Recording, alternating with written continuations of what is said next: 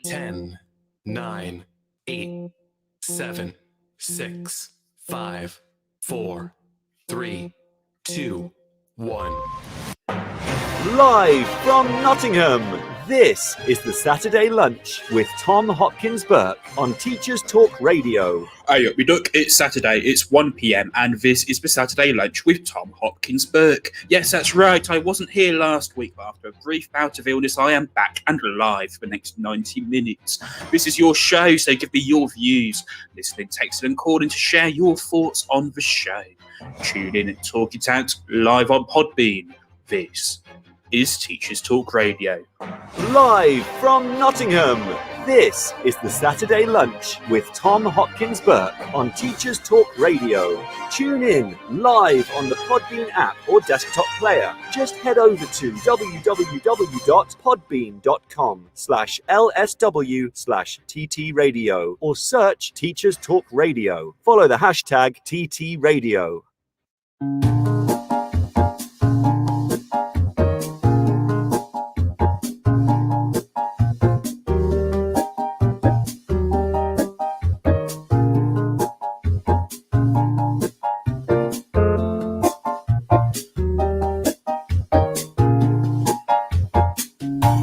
We are live and we are ready to go.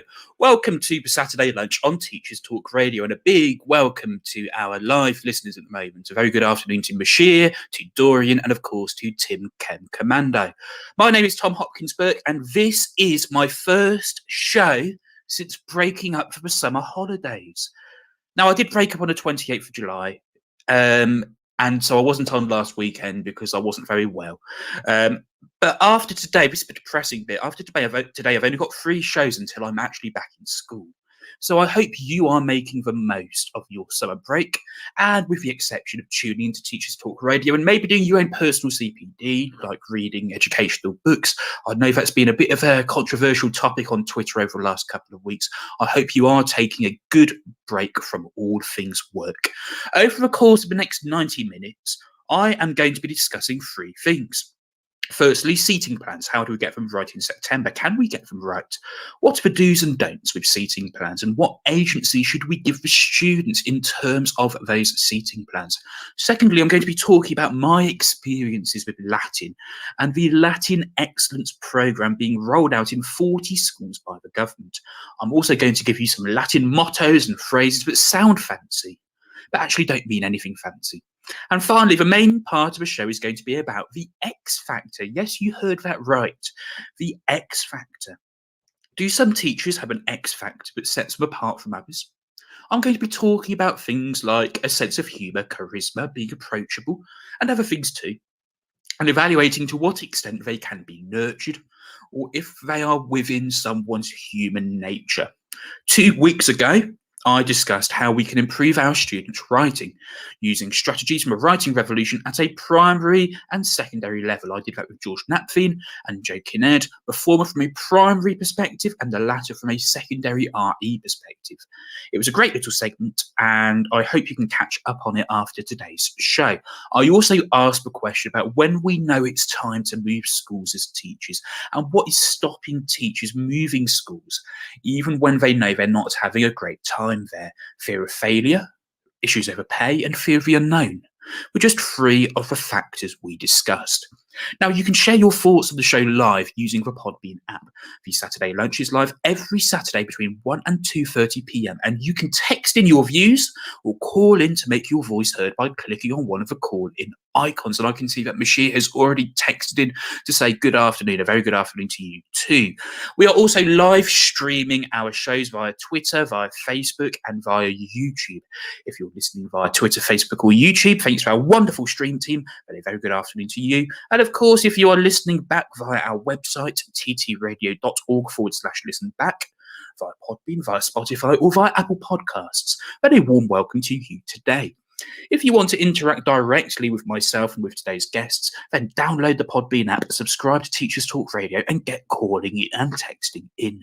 Please also tweet us on Twitter at TTRadio2021 with the hashtag TT Radio. I always look forward to reading your comments, and of course, any constructive criticism or suggestions for improvement are totally welcome.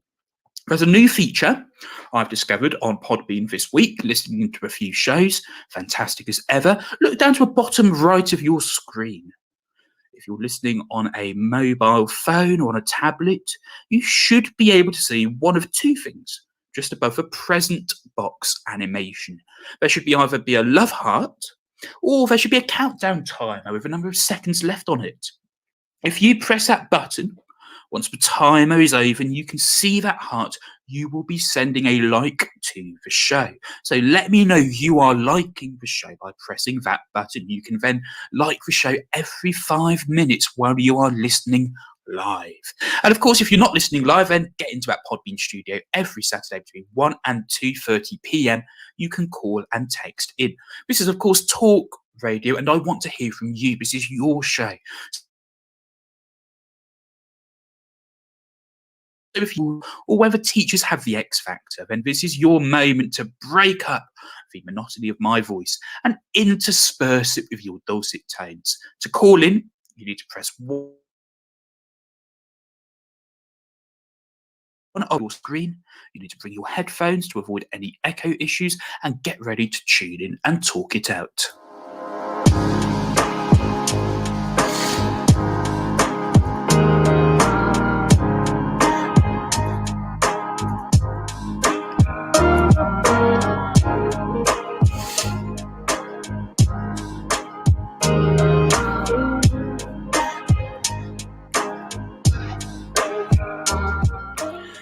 In the meantime, though, it is time for our latest weekend news with our weekend newsreader, Joe Fox. This is Teachers Talk Radio, and this is Teachers Talk Radio News.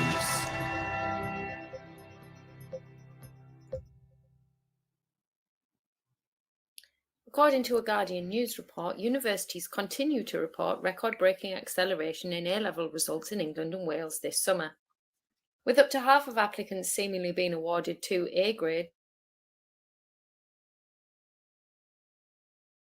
on their first choice.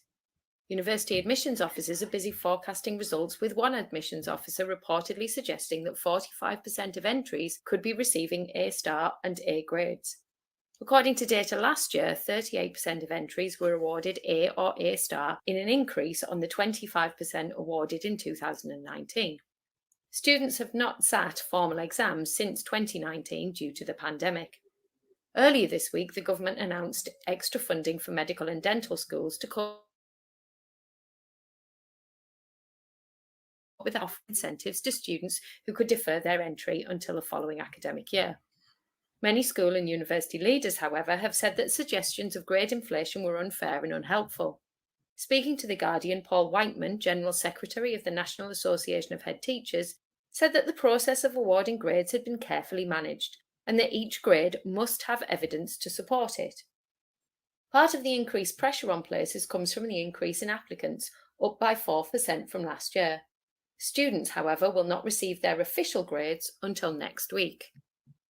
In a Schools Week exclusive, Tom Belger reports that Academy Trust CEOs can now serve as advisors to regional school commissioners, even if they do not have headship experience.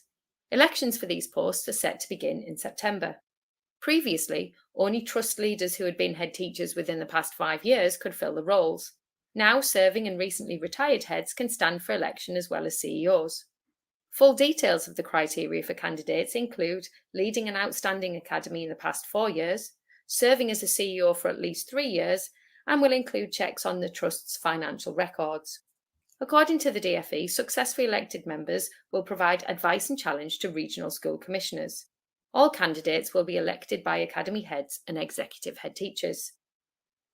In a further Schools Week report, the government has assembled a panel of music grandees to help create a national plan for music. The NPME was supposed to be published last autumn but was delayed by the pandemic. It is now promised early next year, although no fixed date has been given. The panel will consist of music industry representatives as well as teachers. At the same time, the government has also released a report which summarised responses to a consultation on music education. The responses include only 8.2% of respondents agreeing that high-quality music education was available to all children. And the evidence from the consultation suggests that there is significant variability across schools and across the country. The Government Culture Minister said that she hoped the panel would help to ensure that young people from all backgrounds will have access to exceptional music education. Live from Nottingham, this is the Saturday Lunch with Tom Hopkins Burke on Teachers Talk Radio. Welcome back to Teachers Talk Radio. It is 1:10 p.m. and that was a weekend news with Joe Fox. I want to hear from you today, so call and text in. How do you try to get seating plans right in September? What do you think about Latin in state schools? Do some teachers have an X factor that sets them apart from their peers? Tune in, talk it out, live on Podbean. This is Teachers Talk Radio. Live from Nottingham, this is the Saturday Lunch with Tom Hopkins Burke on Teachers Talk Radio. Tune in live on the Podbean app or desktop player. Just head over to www.podbean.com/LSW/TT Radio or search Teachers Talk Radio. Follow the hashtag TT Radio. Some of our loyal listeners have joined the studio live. A very good afternoon to Noam. It's been a while, Noam. Great to have you in the studio. And of course, Sabia as well, our Sunday breakfast host. So a very good afternoon to you, Sabia. Hope you are doing very well. Now, thank you, of course, to Joe Fox from Weekend News. I'm interested in this new national plan for music education. I'm trying to work out how many teachers are on the panel. And by teachers, I don't just mean trust leads or head teachers. I mean people who are in a classroom 15 hours a week, 20 hours a week, or even more every day, or on a part-time timetable. I've had a quick look at the list on the government press release, and I think the answer is out of the 15 people on the panel, it's either 1 or 2 out of 15 are teachers. A lot of them are involved in extracurricular music and music programs which run in schools, perhaps, but they're not actually music teachers as such, in the sense that they teach the subject of music. So if we want to improve the quality of music education in our schools, we need to focus on the subject, really. And we need coal-faced music teachers at its heart. I'm sure there's some great people on the panel. I saw James Manwaring, who was on a show a while back with me, a music teacher who said the panel looks really promising. But then again, I saw Ali Daubney, who was also one who was more critical of it. It is missing teachers base, so please, if you're going to improve music education or any provision of any subject, put teachers at the heart of it. On Teachers Talk Radio, on the other hand, more than 90% of our team are teachers or head teachers. Every single one of us has been a teacher, and so we are run by teachers for teachers. That is our USP. We have all been at the coalface. We know what the trials and tribulations are like. And of course, you can join us as a host. Send us an email at teacherstalkradio@gmail.com or DM on Twitter @TTRadio2021, and we will tell you how you can get involved as a show host. All hosts get a 2-show trial and a technical induction. Plus, you can enjoy the moral and the technical support of our experienced hosts team and our wonderful executive team headed up by Mr. Tom Rogers. Now, as we approach September, we're usually keen to make an efficient start. And one of the ways we can do is with seating plans. I've always used seating plans for 3 reasons. Firstly, it's been school policy, so I can't exactly not do it. Secondly, it shows my classes who is the authority in the classroom. It's me. I decide where they sit, not them. And then finally, I use seating plans to ensure that those students with additional needs are appropriately placed to suit them. In COVID times, of course, seating plans have been more important than ever for SLTs across the land. They've been fundamental to track and trace, to work out exactly which students are close contacts and which are not. And part of this has, of course, involved bubbles. Now, in bubbles, I taught in some peculiar rooms. I taught in a science lab with fixed tables and fixed stools, and with my class of 31 Year 9s, at least 8 of them had to turn around, move their bodies to face me and the board. 3 students, no matter how they tried, couldn't even see the board. So it wasn't exactly useful at all for me as a history teacher. And in total, during the world of bubbles this year, I taught in 12 different classrooms. Our school is peculiar, but not necessarily unique, in that we have 2 sites separated by a bridge over an A road. Usually the students move over a bridge to go to lessons, but this year in Bubbles, the teachers were the ones to cross the bridge to teach particular classes. Would you go back to Bubbles next year? That's a discussion for a future show, I think, but I would love to hear your thoughts now. What are the benefits of Bubbles? In terms of behaviour, in terms of having year groups in one particular place, has it been a particular benefit for heads of the year? Have you had to do much moving around? I'd love to hear your thoughts. So do text in, do call in with your thoughts. What would you keep when it comes to Bubbles? Much of the educational literature links seating plans to behaviour management for obvious reasons. Sit X away from Y, and under your gaze, sit A next to B. And because B is a supportive partner, you get the drill. But the question is, do seating plans create as many problems as they claim to resolve? Have you ever unwittingly paired pupils together that hate each other? Do you have a habit of pairing conscientious and hard-working pupils with more disruptive or less motivated students, hampering the progress of those hard-working students? And what about boy-girl alternate seating arrangements? I have done that, not least with my form group, but Twitter was split on it when I asked them. Educator Sue at Shack in that Chalk said this was a good temporary strategy. He said, sit boy girl initially, reduces off-task talk and allows the teacher to set the scene for a few weeks. It's much easier to embed classroom culture and routines without having to be mindful of friendship dynamics. Gareth Davis at Elvin Halliday, that's Halliday with 1L, disagreed. He tweeted, I don't like the gender split method. I think personally it furthers a division in society on a very arbitrary basis. He went on to explain what we're saying when we do that is, boys, you are likely to misbehave. And girls, it is your job to police and water down that behaviour. I used to split by gender. I no longer do. Who do you agree with? Do you agree with the first tweet, Educator Soup, or the second tweeter, Gareth Davis? Are you somewhere in the middle? What do you think of the benefits and the disadvantages or the problems with arranging students by boy, girl, by gender? There is also a very important point we need to address, and it was brought up by @HonestTeacher72, who says that seating by gender can alienate or degrade, that's a word they use, degrade, those who are questioning or don't associate with the gender they were born with.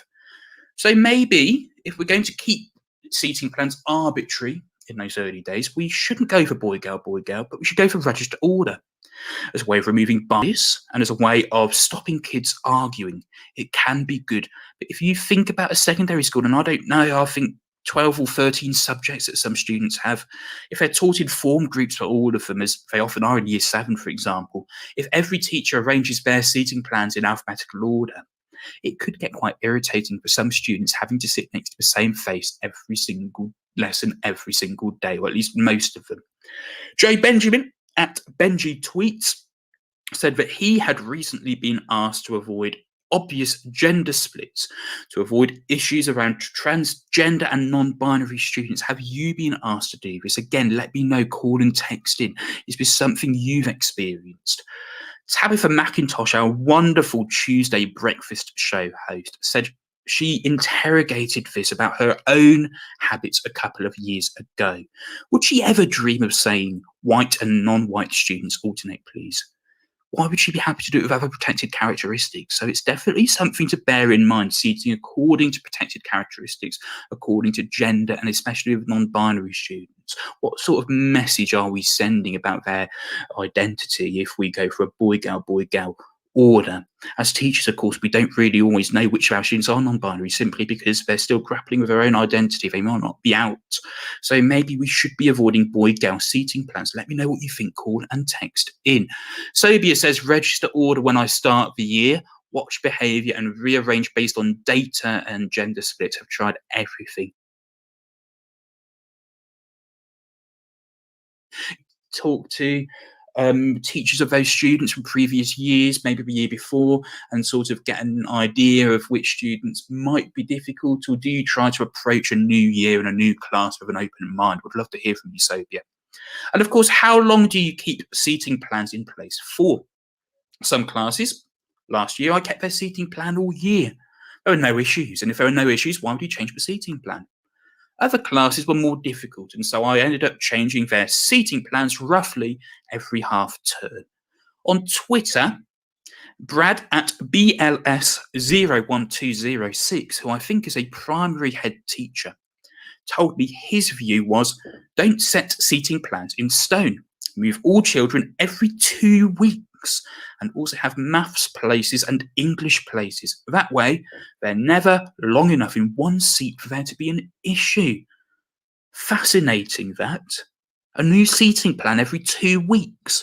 And George Napthine, who I had on the show 2 weeks ago to talk about the writing revolution, said, that sounds like a lot of work. He just plonked his students in their places, and that was it for a year. Maybe a few switches if it turned out there were audio-visual issues as the year went on. Sobia says, yes, 2 weeks is too often in terms of changing seating plans. I agree, but again, I think we're approaching this from different perspectives. Sobia and I, we're both secondary teachers. I see my Key Stage 3 classes for 1 hour a week. I don't know what it is with you, Sobia. This is from a primary perspective here. So they see their classes for, 25 hours a week. And 50 hours a fortnight. So we're changing the seating plan every 50 hours. Now, I don't get 50 hours with some of my classes because I only see them for 30 hours or 35 hours a year. So again, I agree that in our perspectives, 2 weeks is too much, but some of us are coming from different perspectives. So it's an interesting question, I think. But again, this brings me back to my year 9 class of 31 in my science lab. I knew there would be 3 students who couldn't see the board. So did it have to be the same 3 students over the course of a year? No. I rotated it half-termly, so that in total 15 students across the year had to put up with it. As a result, I was able to share that burden amongst the class and reduce the amount of progress which is being lost by particular students. And I'd love to hear from you on that. Sobia says 2 weeks is too much. But how often do you change your seating plans? Is it half-termly, termly, every couple of weeks, or maybe you leave it untouched for a whole year, save 1 or 2 tweaks? Katie Westercott, who I think teaches in Scotland because she talks about her P7s, who I think are the equivalent of English Year 6, so that would make her a primary teacher, says she seats her students in rows, each with a random shoulder partner, because she uses talk partners often, or as I would call it, pair share. She then changes the seats every 2 weeks to allow pupils to speak to lots of different peers. Now, I like that as an idea. I think sometimes if you sat next to the same person for too long, it can get a bit stale, and actually allowing as many students as possible to speak to as many other students within that structured discussion, I think that's a really good idea. But again, I only see some classes for 1 hour a week. Changing the seating plan every 2 weeks, it's a bit of a faff. It's too much faff in a secondary classroom, I think. But again, the idea is great in terms of getting as many students to speak to as many other students as possible. There's also, because, talk about rows here, how do you organise your seats in your classroom? Now, some people are science teachers. They don't have a choice because of the way the gas is organised or the way in which, they've got equipment. They have to organise it in a certain way and they can't move the tables, they're fixed. But do you have rows? Do you have pairs rather than rows? Do you have a horseshoe? A double horseshoe? Do you have group tables? I'm going to be telling you what the research says about some of those things later, but again, I'd love to hear from you. Certainly during COVID, a lot of teachers have had to organise their classes in rows where everybody's facing the front. Has that been new to you, especially primary teachers? Has this been new to you? How have you found? Are you going to go back to any old strategy? Would love to hear from you. And of course, what role do the students play in setting or adjusting your seating plans? Should we get students to sit where they like? I hope the answer to that, except perhaps in A-level classes, I suppose, is no, because it weakens your authority as a teacher. Andy Lutvich, and that's his Twitter at as well, Lutwyche, disagrees with me though. He says, let them sit where they like and only move them if they misbehave. But again, I'm sort of going back to Tom Bennett's book, Running the Room, which I've got right next to me here, actually. You want to stop behaviour from starting. A well-designed seating plan can help with that. Andy's strategy, I'm sure it's very well intentioned, but it means you're reacting to poor behaviour. You ultimately want to preempt it, you want to stop it from starting. And so a well-designed seating plan where you bear that in mind can be really, really useful. However, I would argue that students can play a role in tweaking existing seating plans. Gemma Kinsman on Twitter at Nifty Miss K says she always says, if you really hate where you're sitting, just cope with it for now and speak to me outside lesson time and we can sort it. It should in theory avoid any I'm not sitting next to them drama. And she continues by saying if students come to her in their own time, then she knows that moving seats really matters to them. I think this is a great idea. If students are really bothered about who they sit next to, they can speak to the teacher outside of lesson time. Otherwise, they're wasting learning time.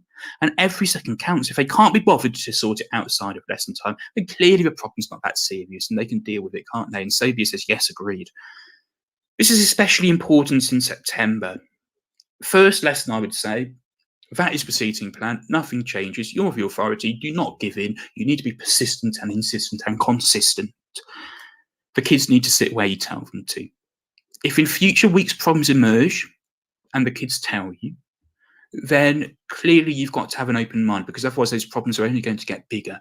So you do have to be open about it. And I'm going to be talking about this a little bit more when I talk about whether teachers have the X factor. And most of the kids are going to be new to you. You're not going to get it right from September. You will have to prepare to change your plan until it works.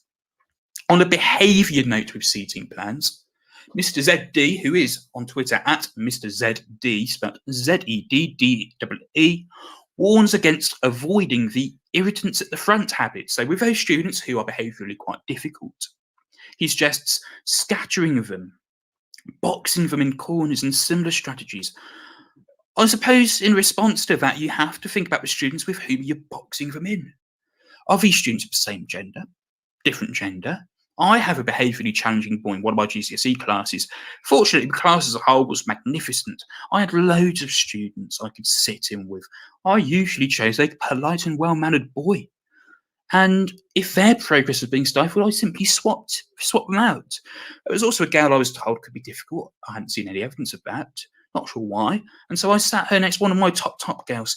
And going back to an earlier point about gender, you don't have to sit boy, gal, boy, gal. It's not always a wise strategy. Sometimes those students who can be more difficult to reach do better sitting next to somebody of the same gender or somebody they might get on better with. You've got to take it on a case-by-case basis. There can sometimes be solutions that look different to the norm, to what is generally accepted.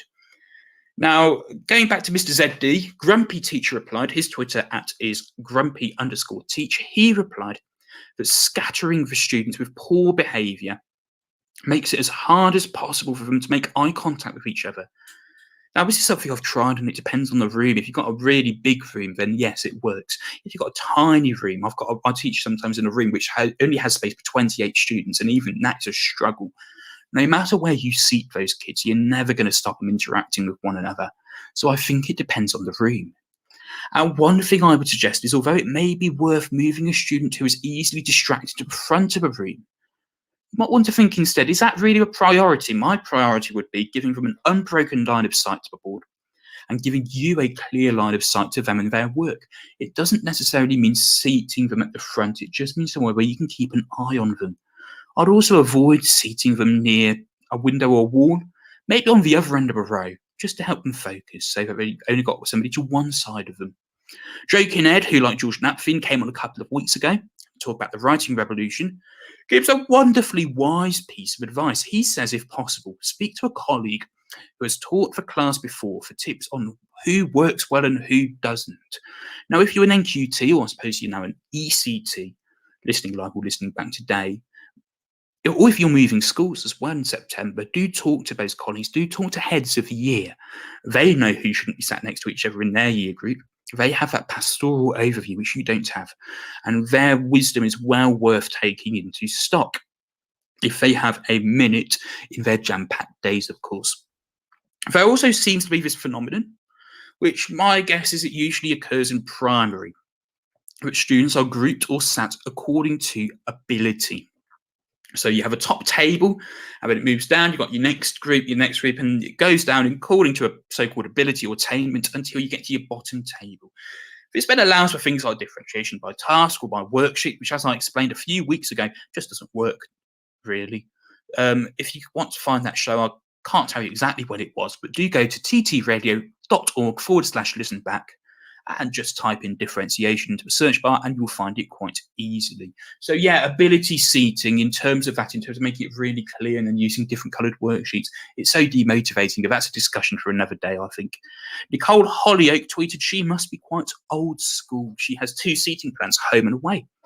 Her home seating plan, she seats students near people of a similar ability, and her away seating plan, the opposite. Is that something you've ever done? Would you ever try it? I'd be fascinating to hear whether or not this is something you have tried. Now, what does the research say about seating plans? Good research has found that off-task behaviour is reduced if children sit in rows when working independently to make inappropriate interactions more inconvenient and more obvious to teachers. Hamang in 2012, using a biology classroom in America, found that from the data collected and published, using seating plans led to a significant increase in learning outcomes for lower ability students. A study of 4th graders in Germany in 1999 looked at whether different seating arrangements led to students asking more questions. The researchers observed 53 German and maths lessons over 8 weeks, and in all the cases the teacher was based at the front. They found that question asking was more frequent when children were seated in a semicircular horseshoe arrangement compared to rows. Have you ever taught in a room with a horseshoe arrangement or a semicircular arrangement? How have you found it? Call in, text in, let me know. Greben et al. In 2016 in the Netherlands looked at why teachers decided who sits where at the start of the year. The 50 teachers in the study mentioned between 2 and 19 reasons. Most were academic, 31%, but 17% of the reasons were related to classroom management. And interestingly, 48% of teachers divided students into tables, sort of group tables, 40% in rows, and 12% something different. The researchers found that teachers' reasoning behind seating students in small groups or in tables did so to promote cooperation between students, whereas teachers who chose rows did so to create a quiet atmosphere in which students could work well academically. However, Wanaka and Rule in 2008 concluded the following: there is no single classroom seating arrangement that promotes positive behavioural and academic outcomes for all tasks. Just think about that, okay? There is no significant difference. It depends on the task. So that's really, really, really important to think about.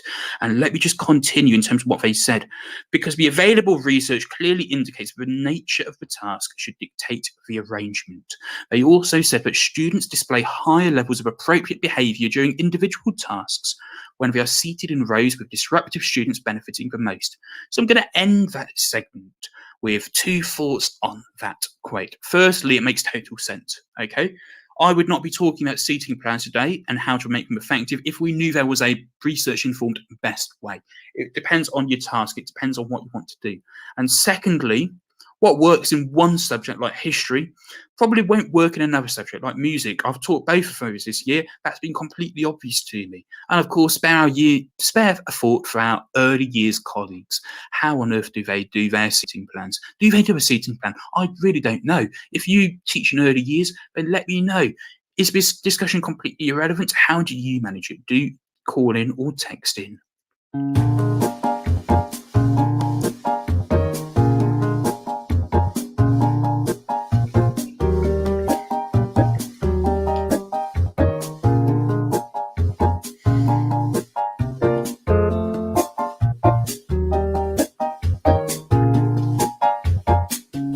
Yes, Sophie, I've got new music. Now, after break, I'm going to be talking about the government's Latin Excellence Programme. I'm going to give you some Latin phrases that sound fancy, but actually don't mean anything fancy. If you've got any thoughts about Latin in state schools, then do call in and text in. We're now going to go for a short break.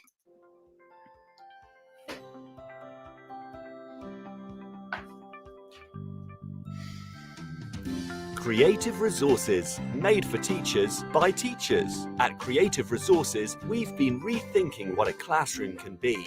We've created a huge range of more than 2,500 original and exciting resources that span across more than 15 different subject areas. Whether you're looking for primary or secondary level resources, careers options, PSHE, arts or humanities, Creative Resources have the resources for you. We offer full curriculum packages and unique, challenging escape rooms themed on topics such as Shakespeare, Tudors, and fractions. We have quizzes, task cards, Tarsier puzzles, and lots more. Better still, more than 100 resources can be accessed for free. Just visit our website, www.cre8tiveresources.com. You can get 10% off any order you make on our website by using the discount code TTRadio. Creative Resources, made for teachers by teachers. Every teacher loves stationery, right? Imagine getting a selection of fun, beautiful and unique stationery items designed and selected especially for teachers, delivered through your door every month. You need to check out teacherslovestationery.club. I'm always so excited when the box arrives. It's such a treat. My Teachers Love Stationery Club box is just a little treat to myself every month. It's always full of delightful and surprising items, including some really good quality stationery brands like Faber-Castell and Stabilo. And because you never know what you're going to get, it makes it even more fun and special when you get it. It feels really great to be supporting a family business that's run by real teachers. I can't help feeling like they just know what I'm going to enjoy using stationery-wise better than I do myself. Visit teacherslovestationery.club and enter the code TTRadio when you buy your first stationery box to save £2 today. teacherslovestationery.club. Introducing the Leadership Masterclass series by Diana Osagi. Learn how to ditch your fears and develop your leadership confidence. How to deal with difficult colleagues. How to thrive when you lead in a challenging environment. And how to get colleagues to buy into your vision. Join Diana for her online leadership masterclasses starting on the 10th of July and running all the way through the summer. These sessions are the perfect way to prepare and refresh for the next academic year and beyond. Book your place at courageousleadership.co.uk/events now. The first 50 leaders to sign up get an additional free mini coaching session with Diana herself. Don't miss this. Courageous Leadership Masterclasses at courageousleadership.co.uk/events. Welcome back to Teachers Talk Radio. It is 1:38 p.m. and you are listening to the Saturday Lunch Live with me, Tom Hopkins Burke. Now, unless you've been living under a rock for last week, you will know that the government is launching a Latin Excellence Programme. Here's what the government's press release says. The Latin Excellence Programme will aim to level up opportunities for state secondary school pupils, as well as helping them with other subjects like English, French, Spanish, and even maths. According to a British Council survey, Latin is only taught at Key Stage 3 in 2.7% of state schools, compared to 49% of independent schools. The government is also announcing the next phase of a £16.4 million Mandarin Excellence Programme, and the fourth year of a £4.8 million modern foreign languages pilot, which supports schools to teach French, German and Spanish up to GCSE.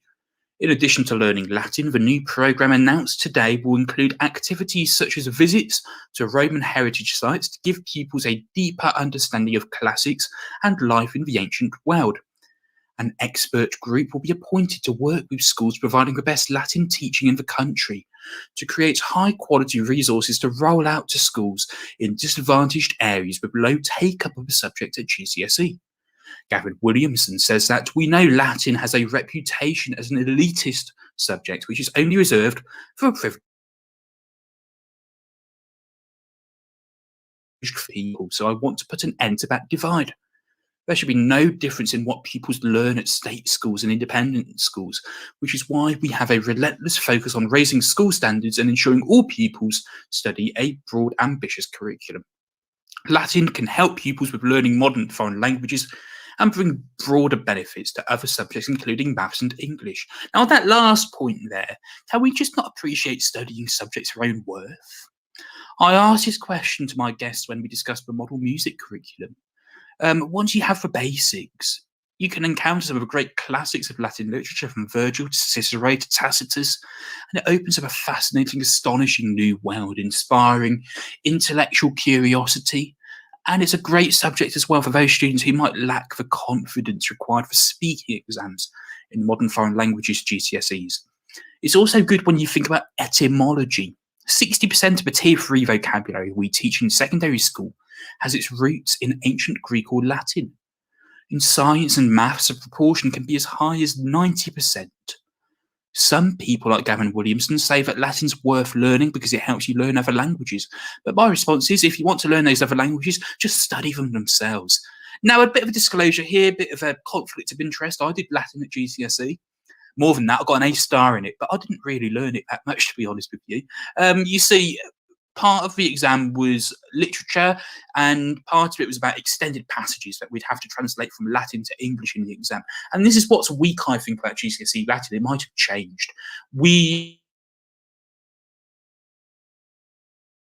Those translation is Latin to English. So what I did was I committed to memory in the English parts of, what was it?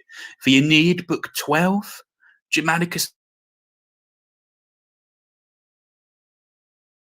starts and ends of passages to work out what the passage was in the exam. And then basically I just wrote the English from memory rather than translate the whole passage. Absolutely astonishing there. But also my GCSE in Latin was also the site of one of the most astonishing things I did as a GCSE student. You see, it was modular, so we sat exams in some in year 10, some in year 11. And I sat one unit early on, I think in year 10. Might be in January of year 10. Wow. Now, out of 100 UMS, I scored 93. An A star. Great score, you'd argue. But I knew if I resat that paper in year 11, I could get a higher score, simply because the Latin which I used in that paper, I'd have to use in other papers. So it's not like I was going to forget it, okay? It's Latin which I was going to use again. So it's not like I would know less. I'd actually know much more going into that paper a second time. I knew I would be guaranteed a higher score. My teacher was astonished. You got 93 out of 100, he explained. Why would you resit it? But resit it I did in January of year 11. It was an easy paper and I got 100 out of 100. Now, in the end, I got an A star in GCSE Latin by 6 UMS. Had I not resat that paper, I would have been 1 mark off an A star. So maybe a bit of cockiness and a bit of arrogance does pay off in the end. Now, Dame Mary Beard has thrown her weight behind plans to bring Latin to more comprehensive schools. It's important to state, of course, that some state schools do teach Latin and even offer it at GCSE. In a video posted on Twitter, Mary Beard said, "For me, Latin's exciting, it's challenging, it introduces children to a whole range of worlds and literatures that are different from their own, so it's mind-expanding and fun. I think that Latin in some ways still struggles with the view that it's really just for posh white boys, and nothing could be further from the truth." She added, "I think the more that we spread the excitement of learning Latin, the better for everybody and the better for Latin. This scheme is going to be really effective. It can actually share the pleasures and the challenges and sometimes the difficulties of learning Latin with a much wider group of people." And Jimmy Mulville, chairman of the charity Classics for All, said, "Any move by government to re-establish the teaching of any of the classical subjects in state schools is most welcome. So this initiative focusing on Latin is a good start to that ultimate goal." Interestingly, separate data from initial teacher training surveys, newly qualified classics teachers are least likely of any subject to be teaching in state schools within 16 months of qualifying. So maybe, you know, the teachers are there. Maybe the point about making classics more accessible is a good one. However, John Clawton, apologies if I get that wrong, says the project that the government's running is very small. He's co-founder of a World of Languages and Languages of a World. He says the total amount being given is £25,000 per school. That's not enough to employ a teacher to teach it. So who's going to teach this Latin? He also adds that only 4 places in the country offer Latin PGCEs, and the only way schools are going to find a curriculum time for it is by taking it away from MFL, which is a subject which needs greater focus from a much younger age if we're going to create students fluent in more than just English. I know that Tom Rogers was talking about that on Thursday. Tim Bale, who is Professor of Politics at Queen Mary University of London, tweeted, "Seriously, you've got to be kidding me. If you want kids to learn modern foreign languages, then teach them, I don't know, modern foreign languages." Now, Tom Rogers, as I just said, and also Sobia Iqbal have addressed the question of Latin in state schools in previous Teachers Talk radio shows. So I'd urge you to catch up on those shows after mine. I'm not going to spend more time debating the pros and cons of Latin, except to say I think it'd be a good idea to roll out, but I just can't see how it's going to work on a larger scale in practice. What I am going to do, though, is a bit of light relief. You see, there are some famous mottos of famous companies and organisations both in the UK and across the world. For example, as any history teacher of medicine-free time should know, the motto of the Royal Society is nullius in verba, or take no one's word for it.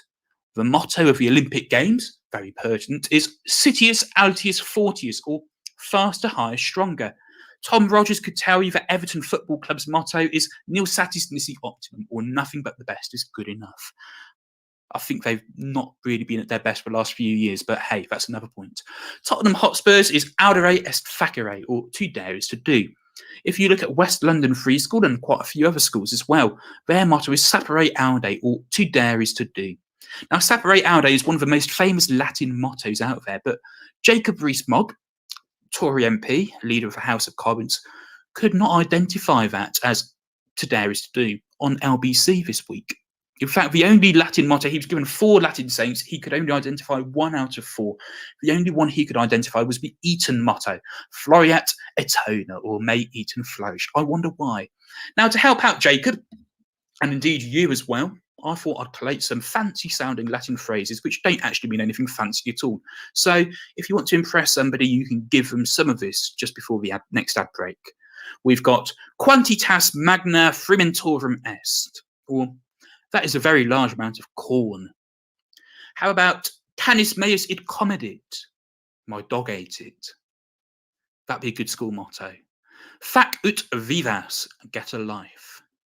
Magister mundi sum, I'm the master of the universe. Again, might be quite a good school motto, that. Postatem obscure lateris necessitis. You do not know the power of the dark side. Now, see if you can guess this one. Quantum materiae materiatur marmota monax, si marmota monax materiam possit materiari. That is, how much wood would a woodchuck chuck if a woodchuck could chuck wood?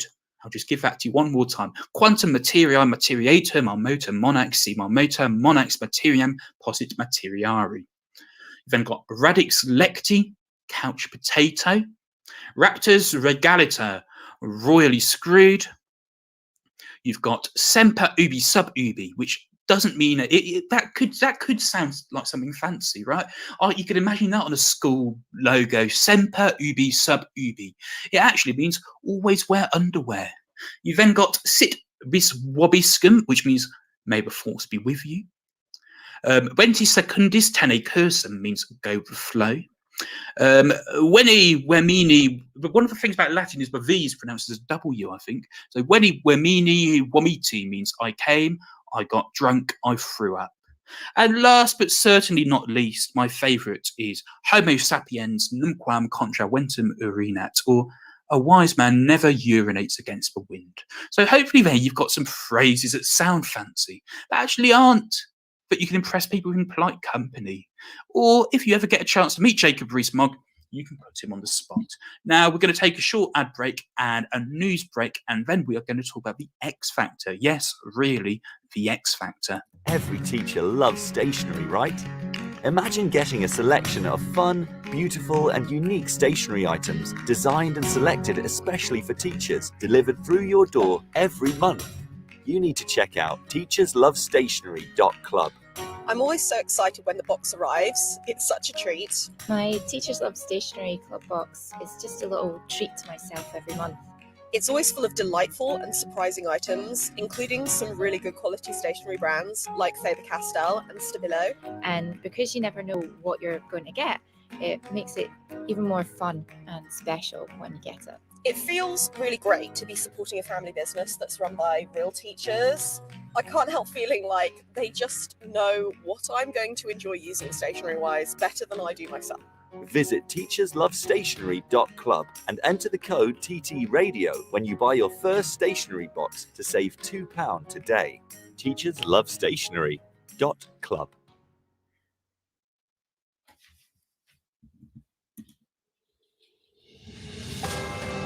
This is Teachers Talk Radio, and this is Teachers Talk Radio News.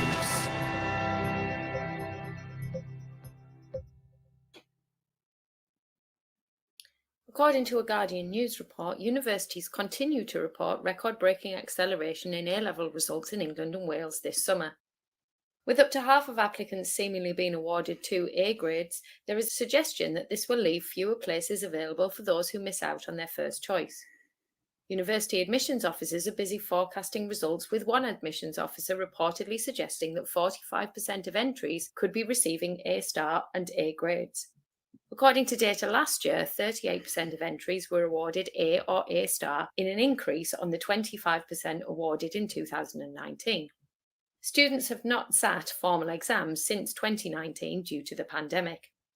Earlier this week, the government announced extra funding for medical and dental schools to cope with the higher numbers, and it has been suggested that some universities may offer incentives to students who could defer their entry until the following academic year.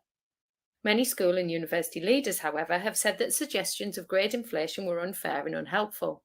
Speaking to The Guardian, Paul Whiteman, General Secretary of the National Association of Head Teachers, said that the process of awarding grades had been carefully managed and that each grade must have evidence to support it. Part of the increased pressure on places comes from the increase in applicants, up by 4% from last year. Students, however, will not receive their official grades until next week. In a Schools Week exclusive, Tom Belger reports that Academy Trust CEOs can now serve as advisors to regional school commissioners, even if they do not have headship experience. Elections for these posts are set to begin in September. Previously, only trust leaders who had been head teachers within the past 5 years could fill the roles. Now, serving and recently retired heads can stand for election as well as CEOs. Full details of the criteria for candidates include leading an outstanding academy in the past 4 years, serving as a CEO for at least 3 years, and will include checks on the Trust's financial records. According to the DFE, successfully elected members will provide advice and challenge to regional school commissioners. All candidates will be elected by academy heads and executive head teachers. In a further Schools Week report, the government has assembled a panel of music grandees to help create a national plan for music. The NPME was supposed to be published last autumn but was delayed by the pandemic. It is now promised early next year, although no fixed date has been given. The panel will consist of music industry representatives as well as teachers. At the same time, the government has also released a report which summarised responses to a consultation on music education. The responses include only 8.2% of respondents agreeing that high-quality music education was available to all children. And the evidence from the consultation suggests that there is significant variability across schools and across the country. The Government Culture Minister said that she hoped the panel would help to ensure that young people from all backgrounds will have access to exceptional music education. Welcome back to Teachers Talk Radio. It is 1:54 p.m. and one of the great things about being a host on Teachers Talk Radio is that I can see exactly who is listening in the studio, and I can see we've got a lovely mix of regular listeners and new listeners. So Jenny, a very good afternoon to you. PBG9E8067XN5Z, I can see you've listened to a few Teachers Talk Radio shows before, so a very warm welcome to you. And I can also see we've got Dansos, and we've also got PBGE7C33DQ7EB who are first time listeners to Teachers Talk Radio. So a very, very good afternoon to you. Now, of course, if you've got letters and numbers in your name and you're thinking, oh, actually, I really want this host to know who I am, then you can go to your profile on Podbean and you can change your username.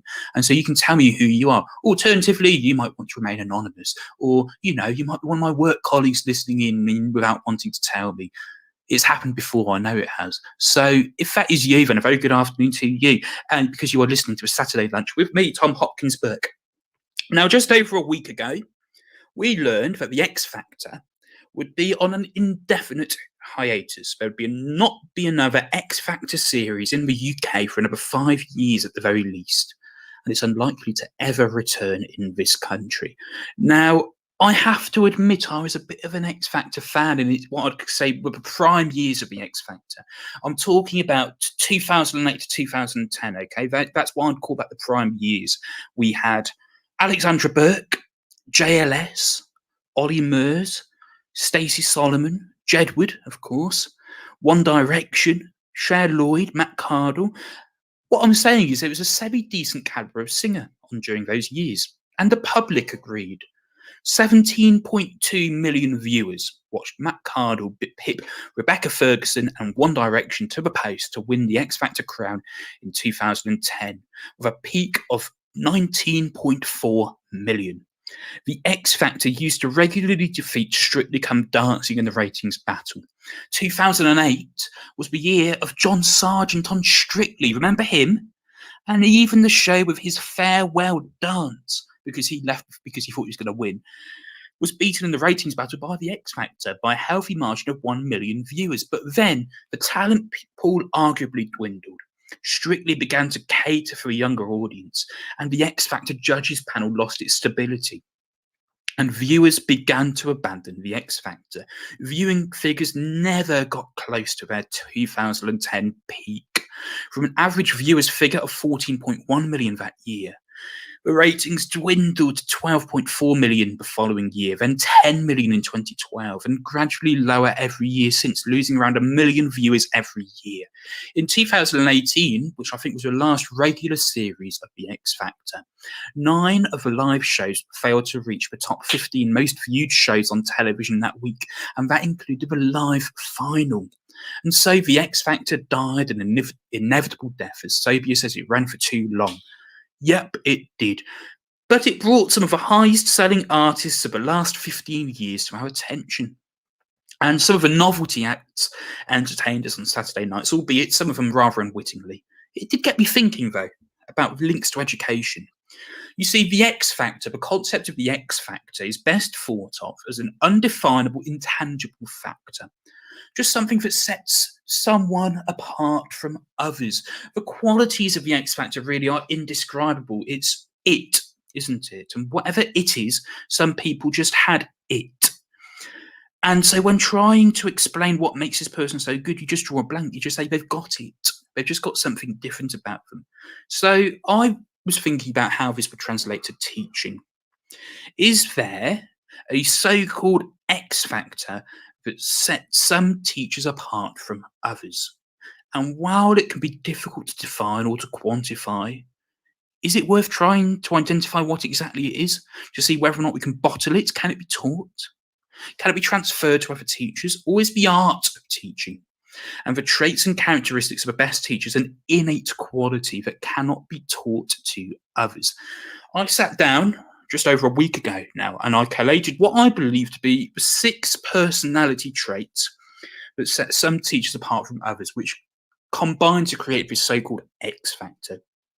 Now, don't get me wrong, you could be a teacher without any of these characteristics, but I'd argue that possessing these traits just makes teaching easier. It just makes it easier to be a teacher.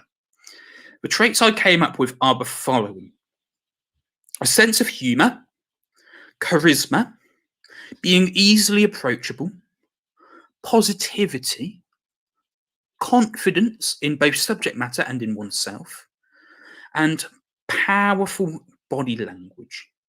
A sense of humour, charisma, being easily approachable, positivity, confidence, and powerful body language. Those are the 6 components which I would argue make up the X factor for teachers. That's it, really. I would argue that possession of those traits helps teachers be more effective. It's nowhere near enough on its own to be a decent teacher. And I've seen some people possess those qualities in abundance, but they'd be crushed by Year 9 on a Friday afternoon. I've got Year 9 classes Friday 4 and 5 to look forward to next year. But I think these qualities do help somebody be a teacher. If we think of teaching as both an art and a science, maybe this would be art side of teaching. As Barry Smith puts it, and I appreciate he's not university popular, teaching is a performance, it's acting. And that's why teaching is at least part art. We can't just be robots. Students want somebody to teach them who isn't a robot. It's one of the reasons why teaching will be one of the last jobs to fall to the world of automation. And that's if it falls at all. The best teachers are human beings, and they come across as human. I would say, though, that more important is the science aspect of teaching. The growth of cognitive science and cognitive psychology is something we've all had to take notice of, and understanding how learning happens can't really, happen unless you understand the memory model, for example. You can be all singing and all dancing, but if you don't understand how learning happens and how learning is a science, then you're not going to be an effective teacher. What I want to do then is I want to work through these different character traits, and I want you to think, can they be taught? Can they be nurtured? Or are they simply natural? And is trying too hard to possess these traits actually a counterproductive act? So I want to start first of all with a sense of humour. Now, just over a week ago, I was directed by Teacher Tap to an Inner Drive blog post about teachers and humour. It outlined the positive effects of humour in the classroom, and it listed some research studies as well. So firstly, it can increase students' attention to study material. In 2018, Cooper et al. Found that over 88% of students paid more attention in class when their teacher used humour. In 2005, Losciavo and Schatz found that students were more engaged with their material when teachers inserted light-hearted jokes as part of their feedback. Moreover, Cooper et al. Also found that using humour in the classroom made teachers more relatable to their students. It increases the likelihood that their students will listen and learn from them. And the blog post goes on to explain that when a student can relate to their teacher, they are more likely to view the lesson's content as information worth learning because the teacher they have a relationship with thinks so. Another finding was that when teachers used humour in their classroom, 80% of their students reported feeling an enhanced sense of belonging, which increases student retention and grades, particularly among struggling students. However, there are some warnings. Firstly, don't try too hard to be funny. Humour in the classroom needs to correspond with a teacher's personality type. No one should try to be someone they are not. And of course, students can clearly see through you when you try too hard to be funny, to be relatable, to be, down with the kids. So it's a very important point. Don't try too hard. Another thing to think about is the type of humour you are using. Teachers need to carefully consider the impact of their humour. They need to avoid humour that isolates students from the teacher or the class, or that belittles students when they fail to understand material. Inappropriate humour can have a negative impact on student well-being by creating fear, anxiety, and even hostility in the classroom. That's according to Banas et al. In 2010, based on 4 decades of research into humour in educational settings. Noam says, oh, he wants me to go through my 6 factors again. I'll do that. Number 1, sense of humour. Number 2, charisma. Number 3, being easily approachable. 4, positivity. 5, confidence. And number 6 was powerful body language. Now, you've got 4 of them, which is great. Other things in terms of humour that you need to think about are cognitive load theory. So, offensive humour, more than other types of humour, can strain working memory and increase cognitive load. Much like a distracting display, it can mean that students can store less of the relevant content they are learning about because the humour is taking up so much of a working memory. This is particularly the case of humour not related to the subject material being taught. Off-task chatter has an impact on working memory. Finally, you need to know your audience. Think carefully about sarcasm or irony, especially with students with ASD. Do they understand it's simply a joke? Do they take things seriously? And of course, if a teacher ends up playing the clown too often, it can weaken their credibility as the expert in the room in the eyes of their students. It must be clear that teaching the content is more important than anything else, and humour must not devalue that. But even so, take all of those warnings into account. Teaching is serious business, but teachers don't have to be serious all the time to be effective. Humour can build relationships and help students to enjoy their learning more. Now, enjoyment's a poor proxy for learning, sure, but it can create the conditions for a more productive classroom climate. The key question is, are teachers aware of the benefits of using humour in the classroom? I hope I've done something to raise its profile today. Buskist et al. In 2002 used students and teachers to identify the top 10 qualities and behaviours of college and university teachers, so a bit older than the secondary teacher.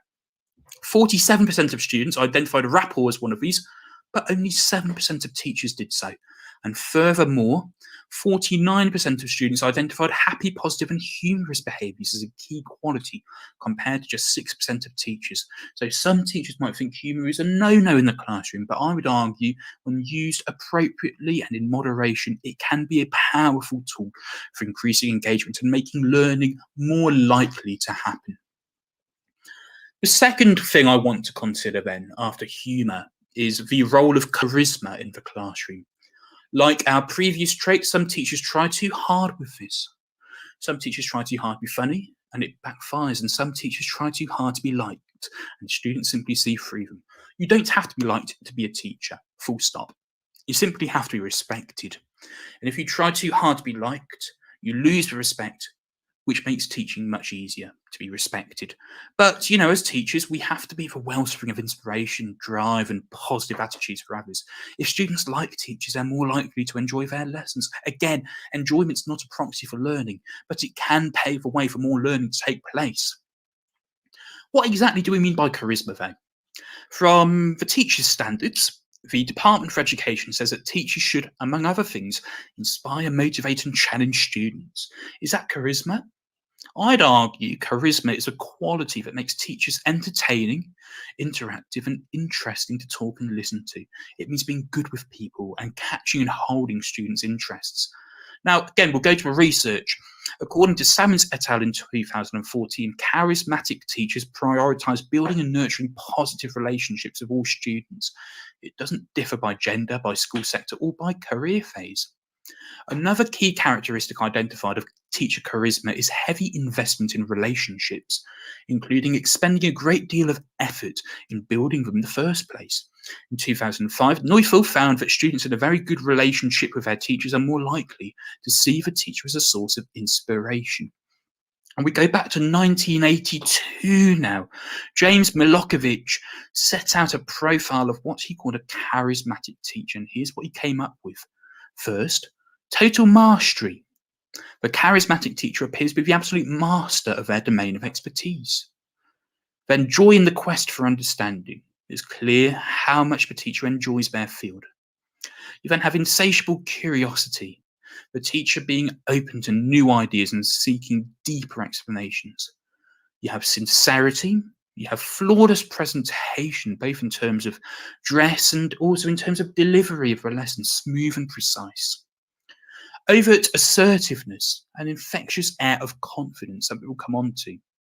A high energy level, dramatic appreciation, sense of humour, and affective response, using facial expression, body movements, and tone of voice, again, something we'll talk about more.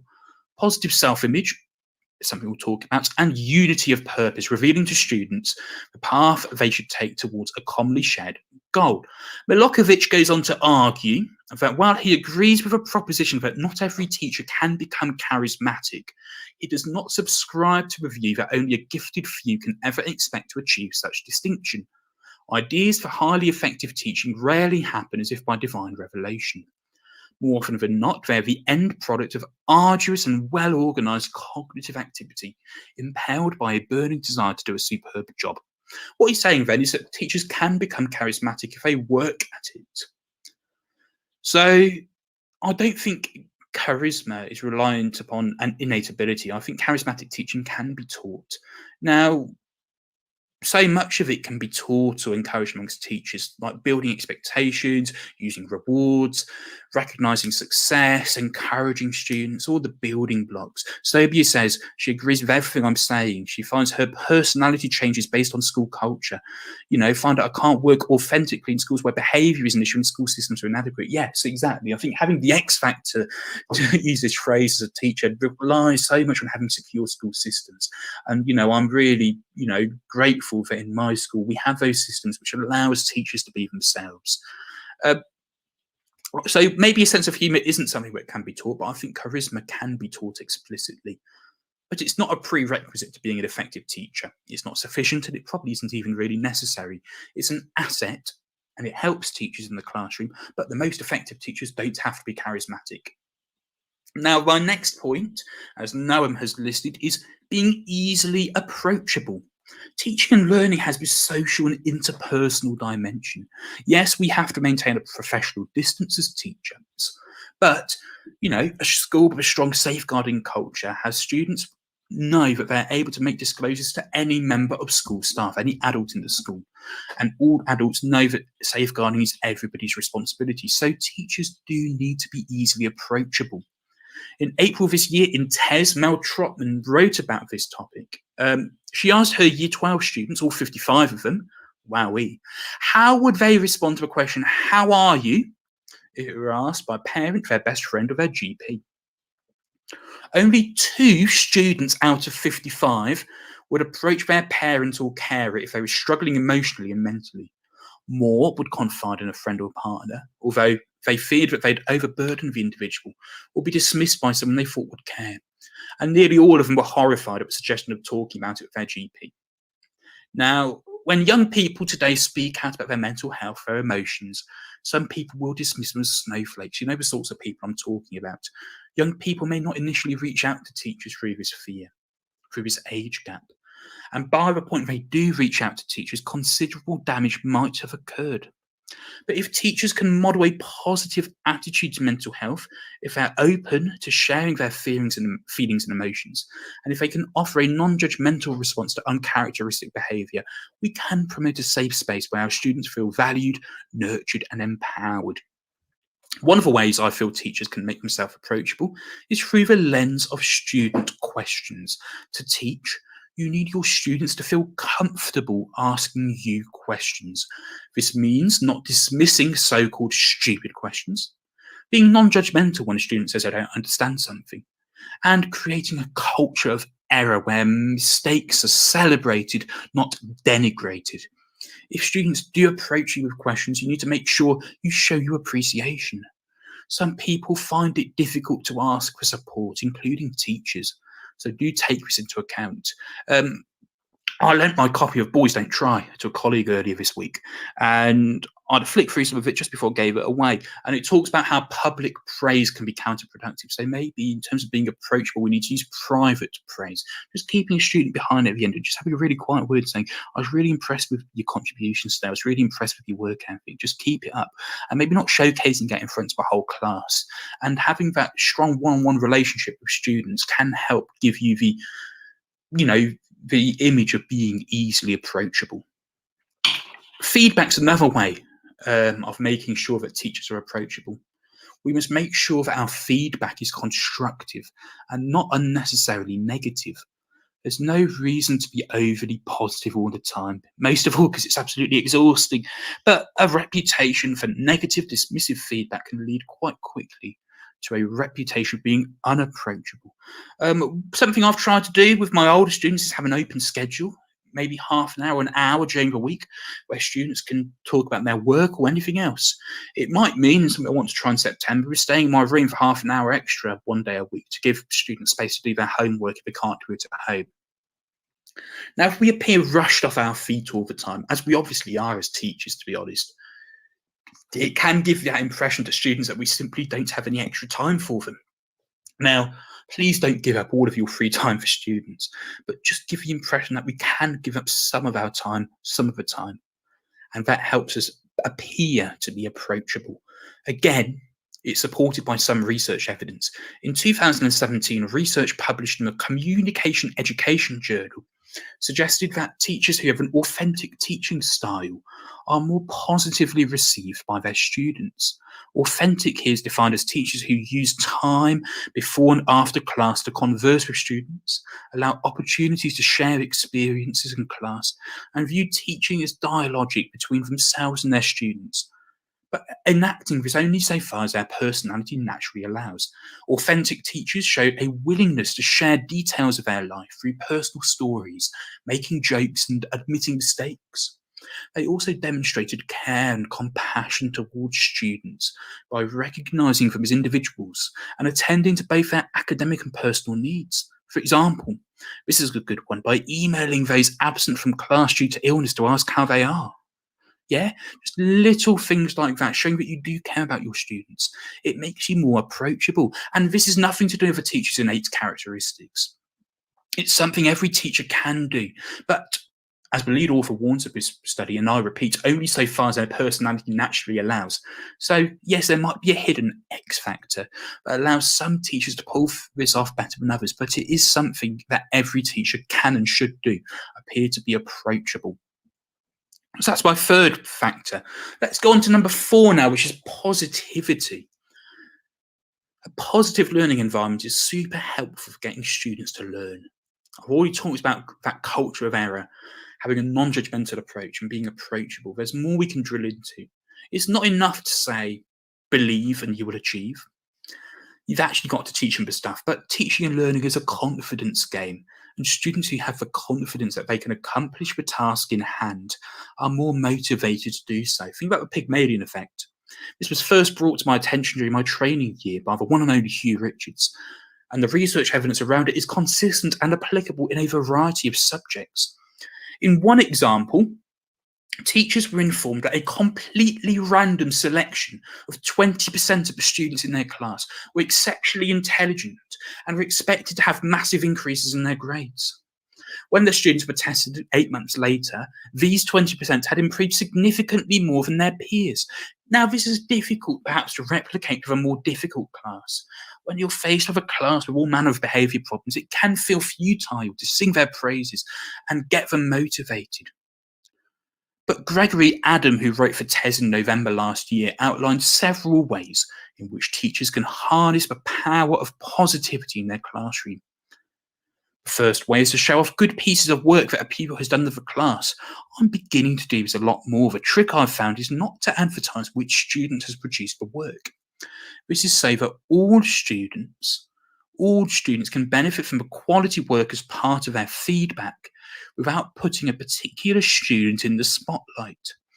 Boys in particular might not feel like being singled out. They might not like it. But it's a good way to make them feel in the inside at least positive about their learning and their work. You can just, make those high expectations explicit by explaining them to the class, and also not making work too easy or too hard, finding that good old zone of proximal development.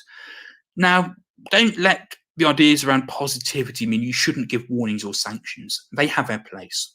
But positivity and motivation can certainly pay off for some students. But again, don't try too hard. Students can see right through you. Ensure the positivity you demonstrate is in line with your personality and demeanour. Positivity is a powerful tool.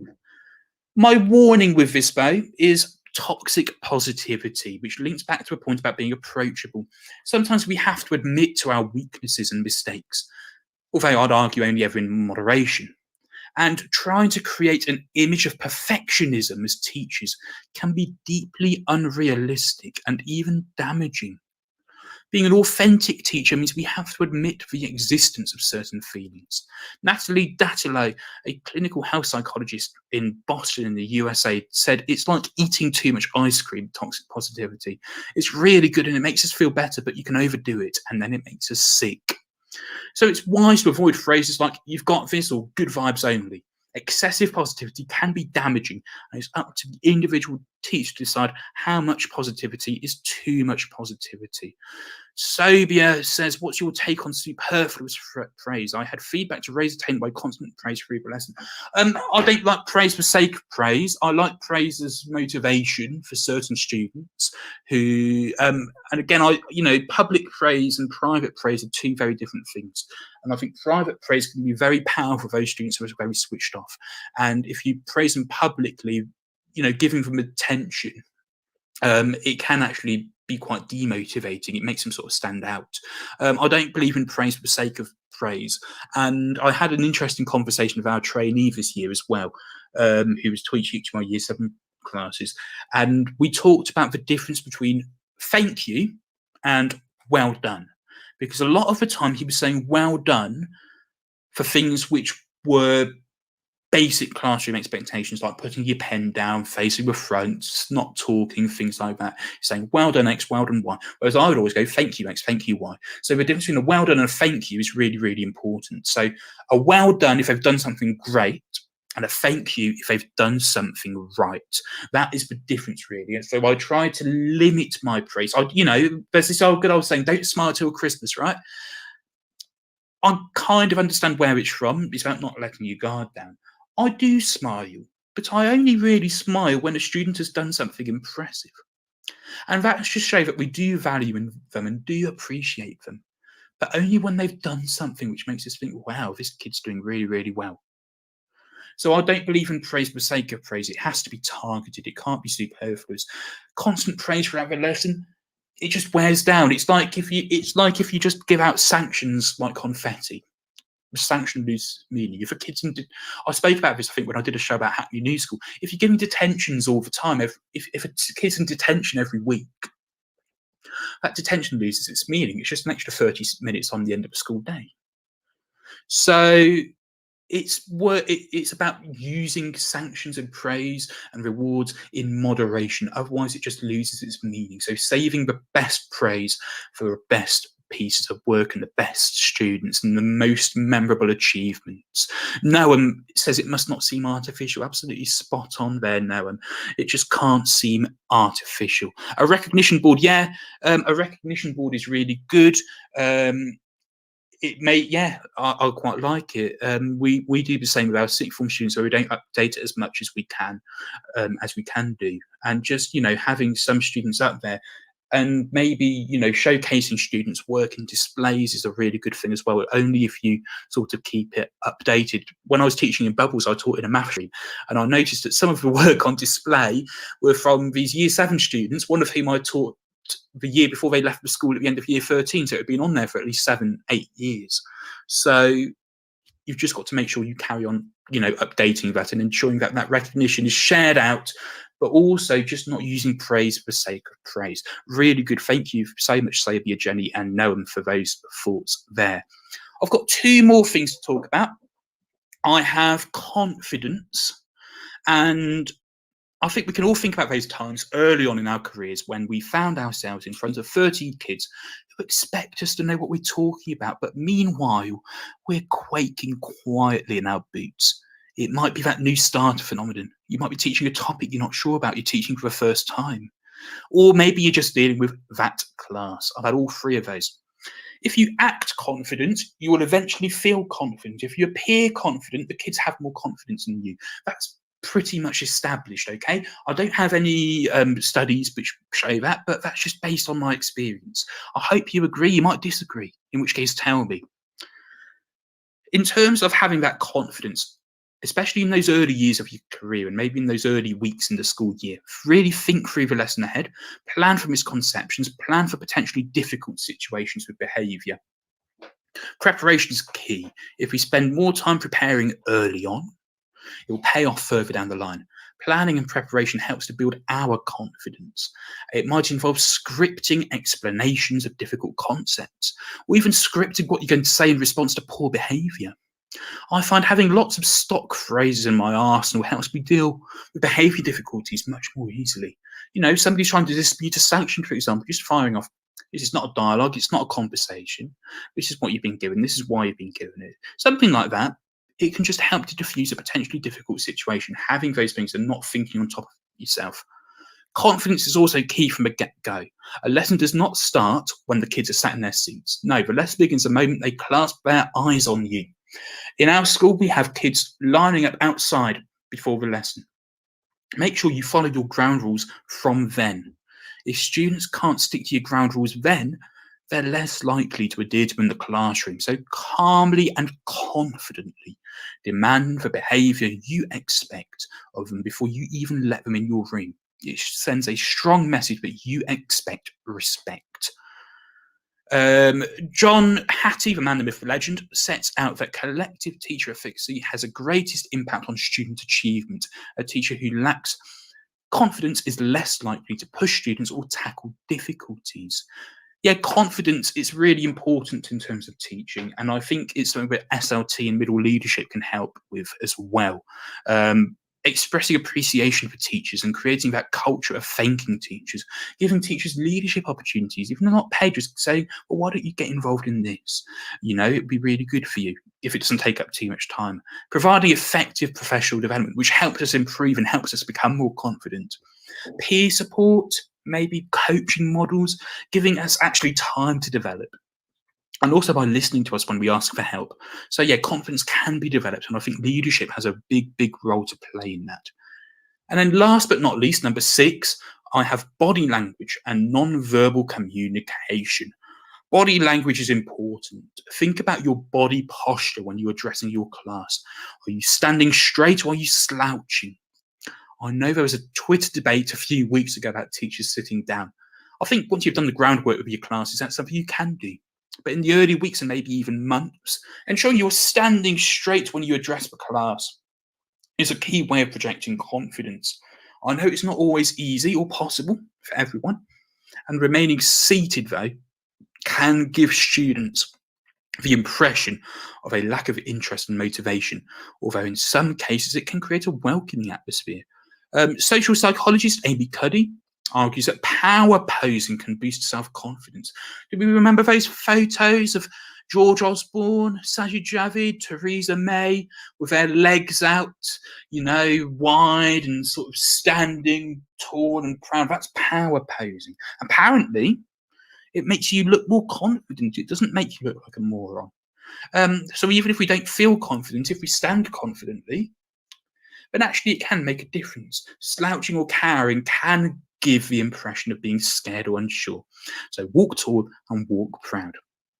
Writing in TES, Carly Page went through the different ways teachers might position their body to manage behaviour. If you use a strong posture and confident body language, you show your students that you're approachable, that you support their learning, and you aren't posing a threat for them to act out against. A study in Indonesia showed that positioning is an element that needs to be considered carefully prior to teaching. There are some ways of trying to look tough, for example, that will almost certainly fail. So, for example, military postures, chest out, shoulders back. It can wear on the body, it can be tense, it can be aggressive. So we've got somebody in saying, I mean, I don't know who you are. It'd be lovely to hear you. I'd love to walk around slowly, making eye contact with all students. Eye contact's really, really, really powerful. I love eye contact, and just, you know, that teacher glare, that teacher stare is you know, it's quite a powerful tool in the right hands. Don't cross your arms. Crossing your arms is a weak position. It makes you hostile. It can close you off from connecting with your pupils. Also, standing behind a desk can lead to serious trouble by blocking you off. Been a bit more difficult in those COVID times. Sobi is talking about voice and projection. Hello, Carl. Good to see you. All the while with a smile, even behind the mask. Carl, if you want to go to your Podbean profile, you can change your name so that actually we can see that you are Carl rather than BPQ6DWDKSGZBF. And then whenever you text in, every single host will know you are Carl and we can call you Carl. But great to know that you're here, Carl, and I hope you're enjoying the show. And we've got some great shows lined up in the next couple of days as well. Voice projection, what Sobi is talking about, yeah, really, really important. I had a trainee with my form this year in a room with an awful acoustic, and because she had prior drama experience, even though she's an English teacher, she was able to project her voice, and it can make a really, really big difference. So, confidence in terms of how we project our voice without shouting is really, really important. One of my weaknesses, you might have been able to hear, is sometimes we speed up our talk. I had an observer drop in for a short little observation who suggested I'm trying to slow myself down. So clarity of communication is particularly important. Certainly don't shout over a class, and also silence is a powerful tool. At the time you give up towards the start of the year, getting that silence will pay dividends later on in the year. It might not come right away, but it will come. Non-verbal communication. I've just had a look at the time. I'm going to run over. Sorry, Tom Rogers. One thing I try to maximise is non-verbal communication. Animated facial expressions can communicate enthusiasm. A raised eyebrow, a dismayed scowl. Sometimes actions speak louder than words. And as I said earlier, say those smiles when a student has done something great, gone above and beyond your expectations rather than simply meeting them. Smiles can be powerful, like anything in moderation. But if you throw them around like confetti, it can weaken your teacher persona. Nodding is something I use more so than smiling. It's a way of appearing friendly. It shows you're listening actively as well. It makes you more approachable. Eye contact can send a warning to a student whose attention may be wandering. Tabitha McIntosh, our Tuesday breakfast show host, has a deep-rooted phobia of Pastore's perch from Teach Like a Champion, but being seen looking from a corner is a really useful classroom management strategy. You just don't need to say anything, just glance at those who are yet to start. It just gets them to get a move on. And yeah, getting on your feet, Carl talking about walking around slowly, much easier in pre-COVID times, I hasten to add. I had to stay in my 2-meter box this year.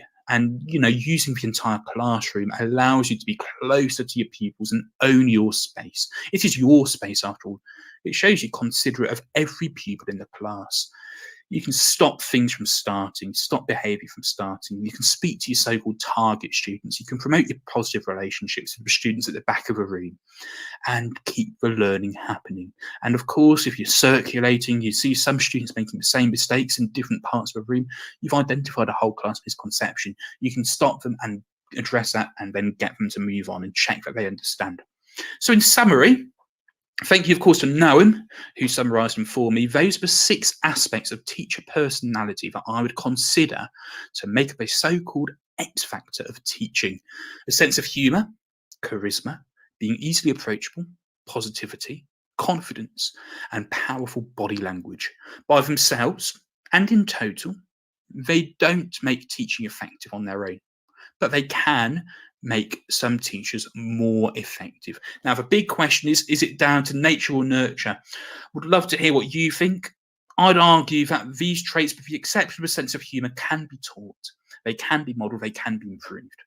Maybe a process of trial and error. Beginning teachers might make mistakes incorporating these, but I think it's worth having the conversation about how we can create that teacher persona, that teacher personality, and improve our presence in the classroom. And I'm really glad to use my position on Teachers Talk Radio to facilitate that as we look ahead to September.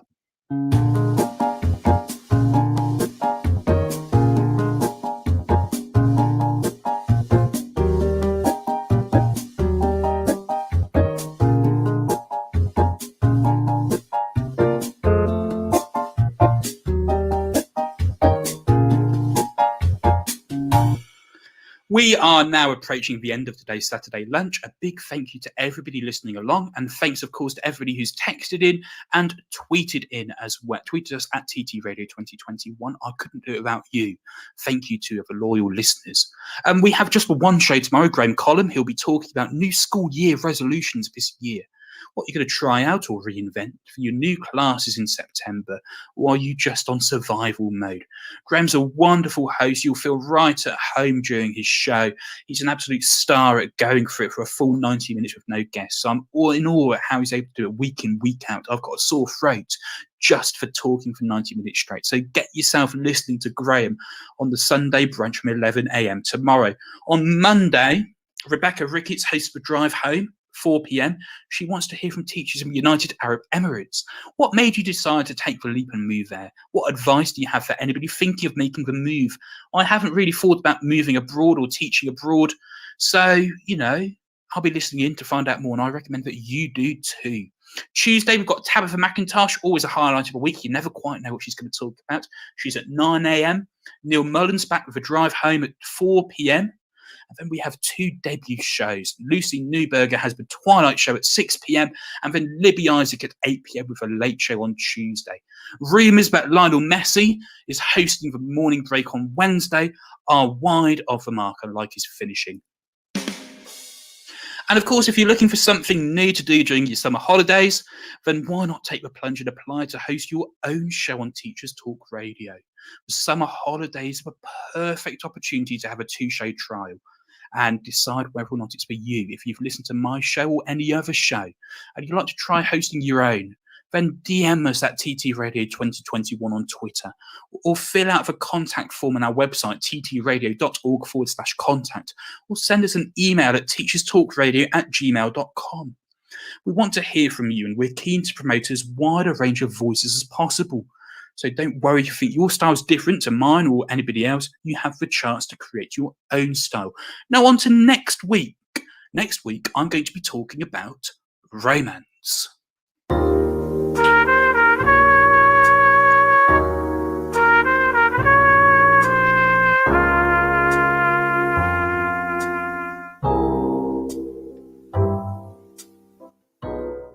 That's enough of that. I'm going to be talking about workplace romance and workplace crushes.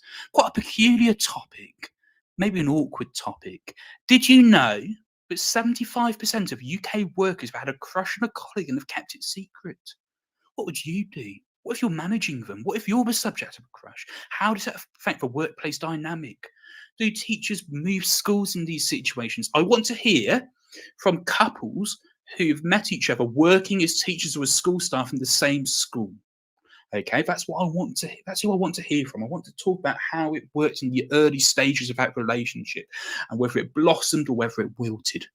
And I'll also be talking about the inevitable fallout from results day as well, with A-level results day and GCSE results day both next week. There's going to be a lot of questions raised. What will the attainment gap look like between state and private schools? And what knock-on effect will it have on university offers? All of that and more next week. So that's it from me today. Enjoy the rest of your weekend and your summer holidays. Nottinghamshire teachers have only been off for just over a week. And see you next week for the Saturday lunch. Show number 18, done and dusted.